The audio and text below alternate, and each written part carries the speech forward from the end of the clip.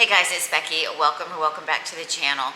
Today we are going to talk about something that I know will resonate with many of you, and that is things that you've been doing that you wish you'd stopped sooner. So today we're going to talk about 5 things that I was doing for so long that was doing me a disservice that I've stopped doing and I wish I had stopped sooner. Stay to the end because I have a bonus one that absolutely changed my life for the better that I want to share with you. Of course, we're going to talk about what I do instead because we are all about solutions here.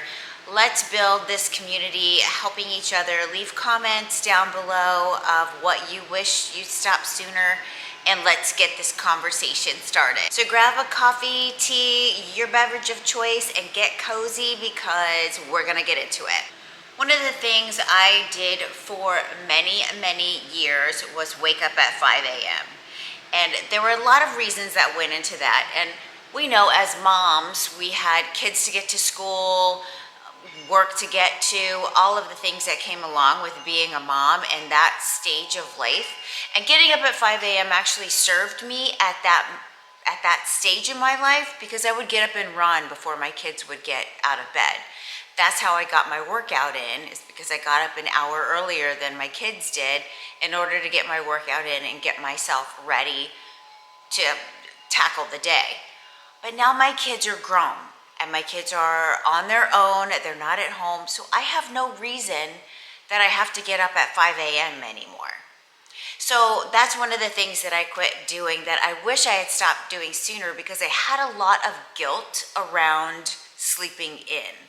Now that I don't have an absolute necessity to get out of bed at 5 a.m., I let myself sleep until I kind of naturally want to wake up.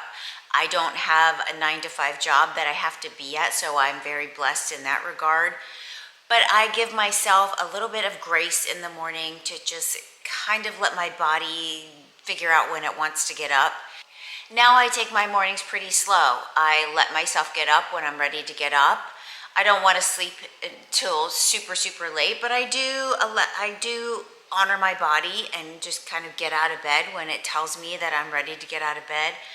I love slow mornings, and that was really highlighted for me on my trip recently because we were out the door every day.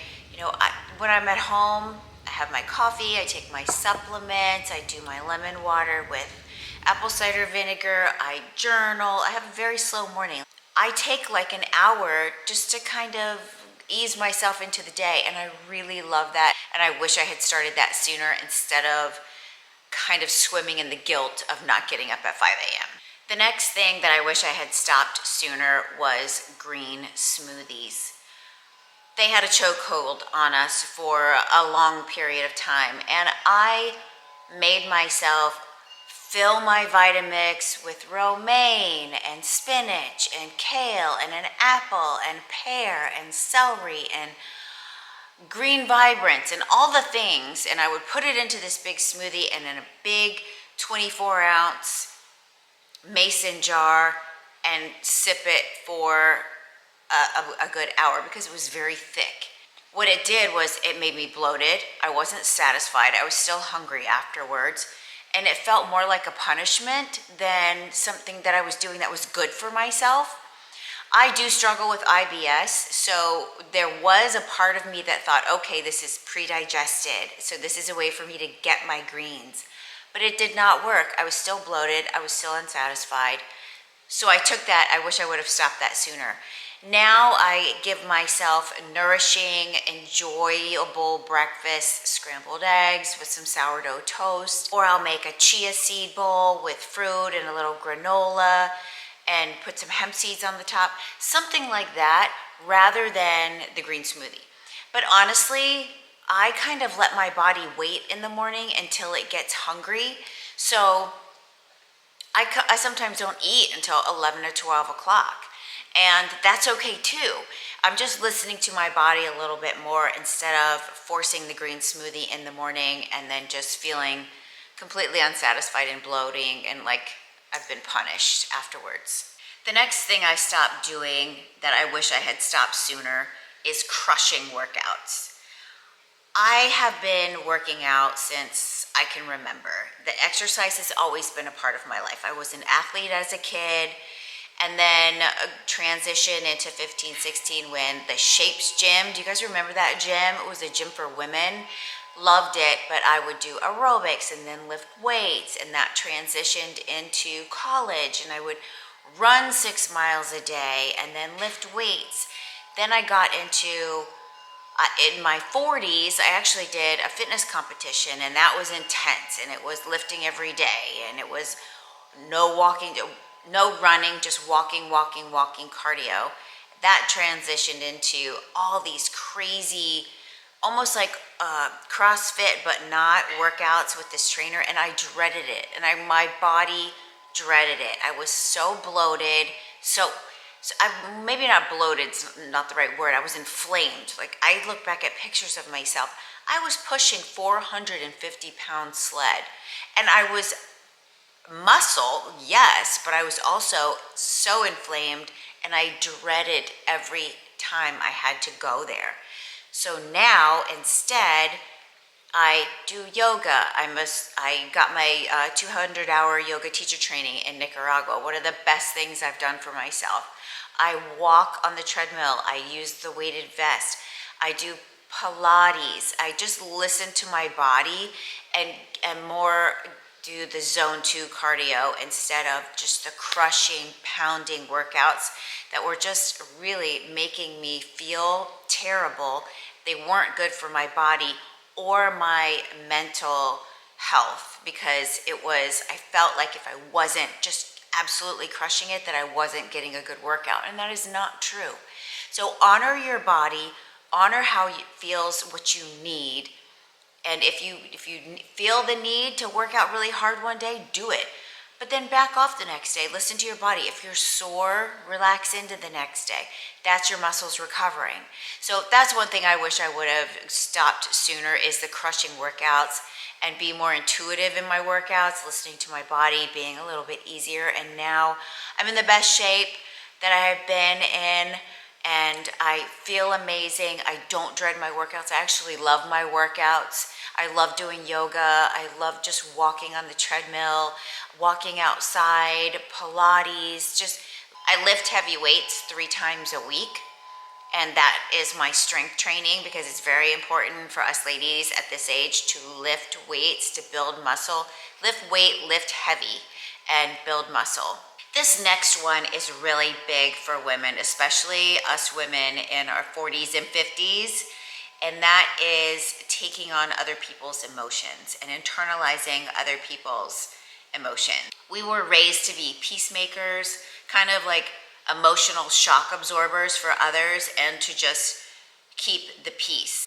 And that keeps us stuck in a people-pleasing mode and doesn't give us the opportunity to honor ourselves. So what I've replaced that with are emotional boundaries. I no longer let other people's emotions or reactions to things affect me, nor do I take them personally, because they're not about me. Others' emotions are their own, and I let them keep them for themselves. When creating these emotional boundaries, you can use questions like, is this mine to carry? Is this mine to fix? I have some amazing friendships that kind of help me work through things, and that I can talk through things that are affecting me instead of internalizing them and letting them affect my mental and emotional health.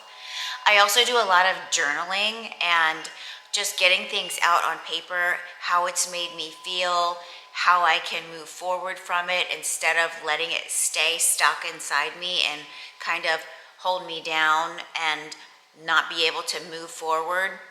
I don't want to get stuck in the emotional chaos of somebody else's problem. So emotional boundaries have replaced taking on and internalizing other people's emotions. And this shift has honestly changed my whole emotional world. This next one is going to ring true, I think, for a lot of you fashionistas like myself. But another thing that I've stopped doing that I wish I'd done sooner is chasing trends. I'll leave my closet clean out video up here, the one I recently did. I got stuck chasing trends in graphic tees and just things that did not suit my style or myself. I think I was dressing to try and chase a younger aesthetic that really didn't serve me.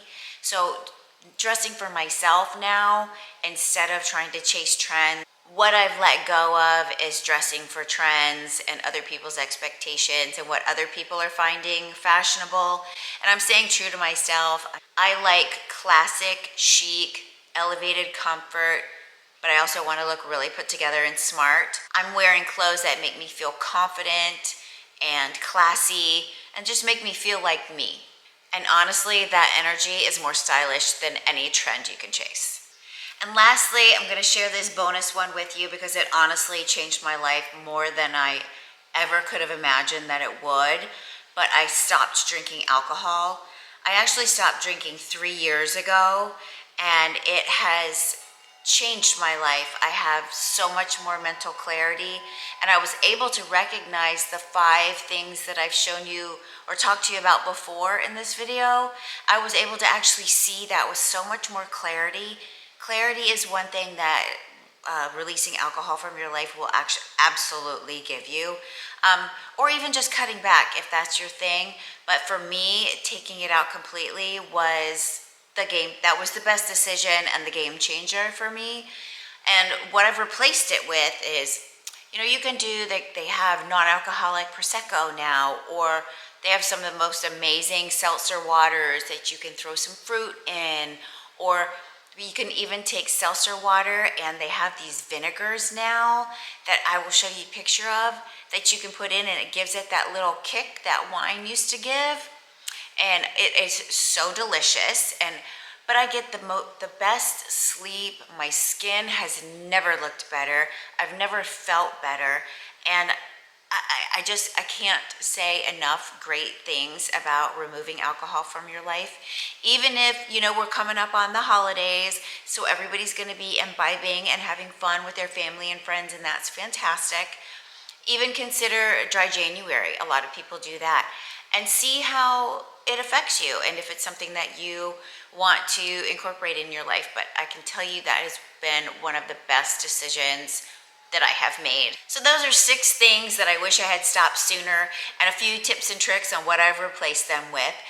Thank you so much for spending time with me today. It really means more than you know. I appreciate you so much. Leave a comment down below on something you wish you'd stop sooner as we approach this 2026 new year. Like this video if you've enjoyed this content. Share it with someone you love that might find it entertaining or helpful. Subscribe to the channel. It really helps me a lot. And stay tuned.